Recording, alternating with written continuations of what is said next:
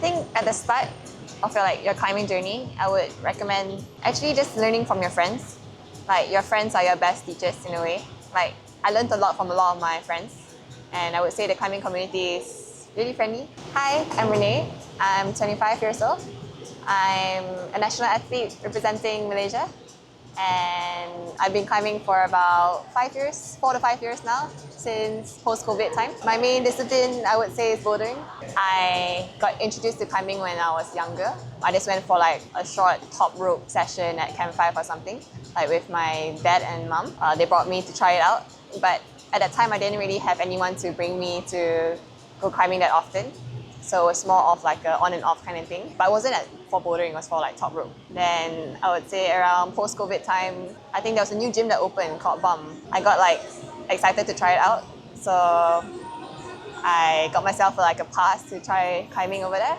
And then ever since then I got hooked. For my first World Cup, I joined it, I think 2024. It was in Kachao, China. And it was very nerve-wracking because it was against all like the top best climbers in the world. Like even Yanya was there, and it was a very humbling experience.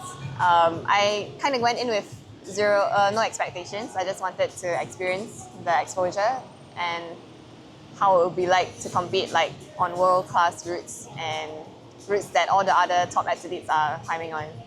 And yeah, it was very humbling, but I would say it's not out of our reach. Like it's definitely something that we can work on. Actually, my first like representing Malaysia would be for ASEAN Uni Games. That was about 1 year after I started. It was in I think 2022. I think I went for ASEAN Uni Game in Thailand.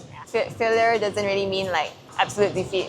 Like it kind of motivates even though if you do fail. So you want to keep pushing to be a better version of yourself. You can go a long way from just like climbing with your friends and learning from them. Like you pick up the skills that they have, like just from looking at the way they climb, and like in a way mimicking helps you move better in a way.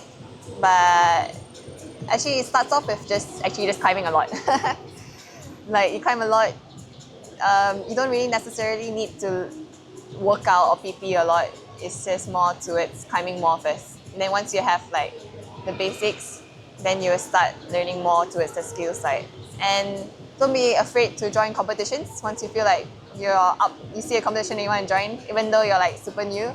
Like don't be afraid to like try. I feel like competitions it can be very humbling, but that also is what drives me to push further.